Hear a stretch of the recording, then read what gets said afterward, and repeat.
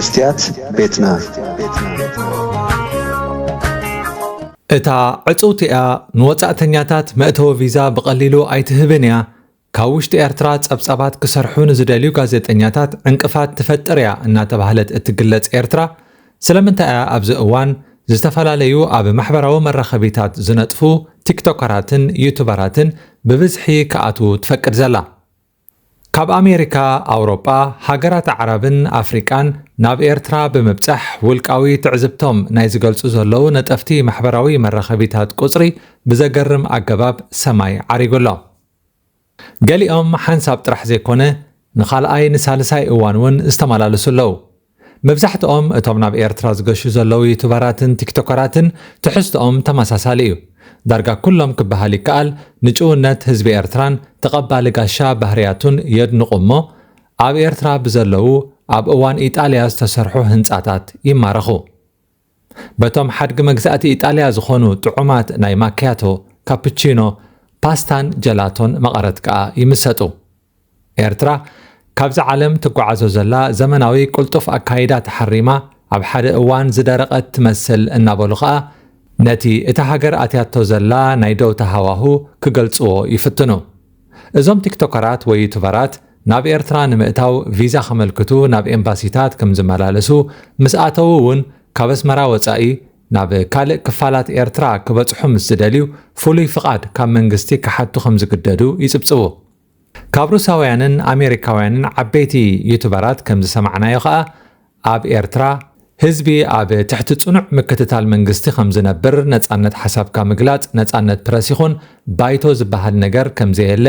መራሒ ኤርትራውን ውልቀ መላኸ ምዃኑ ይዛረቡ ኣለዉ ብርግጽ ኤርትራውያን ስለ ዝኾንና ወላ ንስርዓት ህግደፍ ንደግፍ ንቃወም ሃገርና ኣብ ከመይ ዓይነት ኩነታት ከም እትርከብ ኣጸቢቕና ንፈልጥ ኢና ካብ ደገ ነጋሪ ኣየድልየናን እዩ እዞም ዩቱበራትን ቲክቶከራትን ናብ ሃገርና ኣትዮም ብዝሰርሕዎ ዘለዉ ቪድዮታት ግን ምስሊ ኤርትራ ኣብ ዓለም ብኸመይ ይንጸባረቕ ኣሎ እንተኢልና መልሱ ብሕልናና ንፈልጦ ኢና ኤርትራ ብዘይካ ምቕሉልነት ህዝባን ጭዋ ባህሉን ብዙሕ ንዓለም ክተርእዮ ዝግባእ ነገራት ኣለዋ እዚ ግን ፈጺሙ ኣይተሰርሓሉን ወይ ኣይተደልየን ኤርትራ ንቱሪዝም ኣዝያ እትምችእ ሃገር እያ ኩነታት ኣየር ኣቀማምጣ መልክዓ ምድሪ ጽሬት ገማግም ባሕሪ ብዙሕነት ደሴታት ሕብራዊ ባህሊ ሙዚቃን ያታን ጥንታዊ ቅርስታት ቤተ መዘክራት ኮታስ ዝኾነ ዝተርፋ ነገር የለን በጻሕቲ ሃገር ክርእይዎ ዝደልዩ ባእታታት ብተፈጥሮ ተዓዲልዋ እዩ እንታይ ደኣ ተሪፍዋ እንተኢልና ቀረባት እዩ ኣብዚ ዘመን እዚ በጻሕቲ ሃገር ናብ ሓንቲ ኢንተርነት ዘይብላ ኣዝዩ ድኹም ኣገልግሎት መዕርፎ ነፈርቲ ዘለዋ ኣብ ገማግም ባሕሪ ሕፅረት ሆቴላት ዝረኣያ ብዘይካ ብጥረ ገንዘብ ብካርድ ይኹን ብሞባይል ሕሳብ ምኽፋል ዘይከኣላ ናይ ማይን መብራህትን ሕፅረታት ናብ ዘለዋ ሃገር ክገሹ ኣይደፍሩን ኣይምጽኡ ባዕሎም ይፈልጡ ዝብል እንተሎ ከዓ ሓላይ ኤርትራን ህዝባን ክኸውን ኣይክእልን እዩ ምክንያቱ ቱሪዝም ሓደ ካብቶም ንሓንቲ ሃገር ብቁጠባ ዝድርዕዋ ኣዕኑድ ስለ ዝኾነ ሸለል ዝበሃል ኣይኮነን ኣምላኽ ዓዲሉ ሂብካ እንከሎ ከይተጠቐምካሉ ምስ እትሓልፍ ከዓ ሰነፍ የብለካ ንኤርትራ ዝመርሓ ዘሎ ሰብ ብሓቂ ሃካይ ፀረ ቁጠባዊ ልምዓት ከም ዝኾነ ወላቶም ንዘመናት ዘፍቅርዎ ዝነበሩ ደገፍቱ ከይተረፉ ኣብዚ እዋን ተረዲእዎም እዩ በጻሕቲ ሃገር ብዘይካ እቲ ኣብ ላዕሊ ዝጠቐስናዮ ካብ ሓንቲ ሃገር ዝጠልብዎ ጉዳይ ውሕስነት ጸጥታ እዩ ኣብ ሓንቲ ሃገር ከም ቅትለት ዓመፅ ማሕበራዊ ቅልውላው መጭወይቲ ኮታስ ዝተፈላለዩ ገበናት ብብዝሒ ዝፍጸሙ እንተኾይኖም በጻሕቲ ሃገር ኣእጋሮም እዮም ዝእክቡ ኤርትራ ግን ብሳላ ጭዋ ህዝባ ንወጻእተኛ ተፍርሕ ወይ ተሰንብድ ሃገር ኣይኮነትን ንቱሪዝም ዝኸውን ትሕቲ ቅርጺ ስለ ዘይብላ ግን በጻሕቲ ሃገር ክሳብ ሕጂ ክውሕዝዋ ኣይረኣዩን ብቐሊሉ ቪዛ ክረኽቡ ካብ ዘይከኣሉ ናብ ዓዲ ምስ ኣተው እውን ብዝተፈላለዩ ሕፅረታት ዝሳቐዩ እንተኾይኖም ከዓ ክሕገሱ ስለ ዘይክእሉ ናብ ካልኦት ሃገራት ምኻድ ይመርጹ ካብ ኣፍሪቃ ከይወፃና ኣመና ርሑቕ ከይከድና ልክዕ እቲ ኣብ ሃገርና ዘሎ ቀይሕ ባሕሪ እትውንን ግብፂ ኣብ ሓደ ዓመት ጥራሕ ካብ ጽላት ቱሪዝም ኣስታት 7 ቢልዮን ዶላር ኣታዊታት ተኻዕብት እንተበልናኩም ተኣምኑ ዶ 15 ሚልዮን ዝኾኑ ወጻእተኛታት ዓመታዊ ናብ ግብፂ ይጓዓዙ መብዛሕትኦም ኣብ ገማግም ቀይሕ ባሕሪ ግብፂ ብጥልቀት ክሕንብሱ ወይ ፀሓይ ክጽለዉ እዮም ዝመጹ ቱሪዝም ብምህላው ጥራሕ ክንደይ ናይ ስራሕ ዕድላት ይፍጠሩ ክንደይ ድኻታት ይዕንገሉ ካብ ኣስመራ ናብ ገማግም ባሕሪ 4 ዝተፈላለዩ ወቕትታት ኣለዉ ራሕቂ ኣስመራ ምጽዋዕ ንኣብነት ብፈጣናት ባቡራት ኣብ ምዕቡል ዓለም ኣብ ሓደ ሰዓት ዝበጽሕ እዩ እዚ ማለት ሓደ ሃሩር ዘይፈቱ በጽሐ ሃገር ክሕምብስ ውዒሉ ኣብ ከበሳታት ክሓድር ይኽእል እዩ ማለት እዩ ኣብ ኤርትራ ግን ቱሪዝም ጥራሕ ኣይኮነን ጎዲሉ ዳርጋ ኩሉ ነገር እዩ ዘሕቲሉ ወይ ሞይቱ ስለምንታይ ዝብል ደፋር የለን እቲ ፍርሒ ካብ ውሽጢ ኤርትራ ወፂኡ ኣብ ደገውን በፂሑስ ኣብ ክንዲ ነቲ ዝዓበየ ኣብ ሃገር ጎዲሉ ዘሎ ዝዝረበሉ ሓደ ወጻእተኛ ኣብ ኤርትራ ጥዑምቡን ሰትዩ ተሓጒሱ ኢሎም ከበሮ ሓምሓም ዝሃርሙ ተበለጽቲ እውን ንዕዘብ ኣለና እቲ ዝገርም እቶም ከምኡ ዝብሉ ዓመታዊ ምስ ደቆም ናብ ዝተፈላለያ ሃገራት ብምኻድ ግዜ ዕረፍቶም ዘሕልፉ እዮም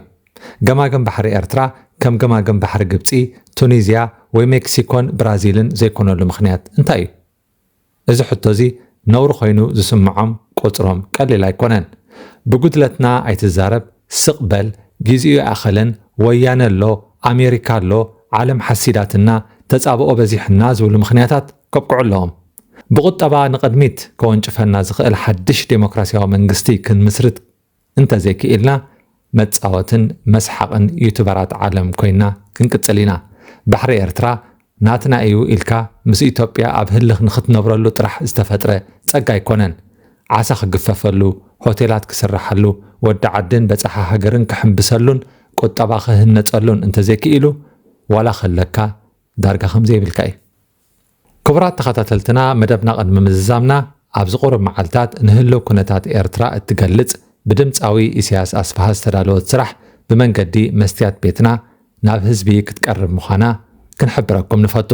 ዝዋፈሮም መረብ ዝሰገሮ ኸለባቶም ገና ዘይተነግሮ ሕጂ ኸመን ወዲ መን ሙትህላ እዛ ዓደይ ወደቃ ዘይኣኽላቕ ደጊማ ክል ሕሩምና ንበላ ንዓማጾ እሸልከይ ከፈላ ንዓማጾ እሸልከይ ከፈላ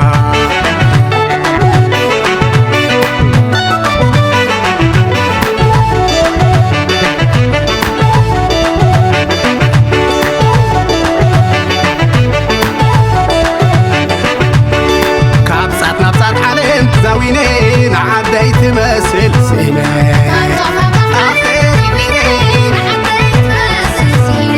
كاب شافنا بشاف علم زاويني نقري تمثل سيني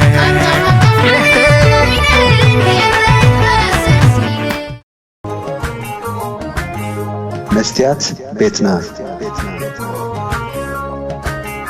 مستيات بيتنا نحكينا مثل إرتران من صغراء استفعلالية صحفات تنقص ምስልታትን ቃለ መሕትታትን ሒዛ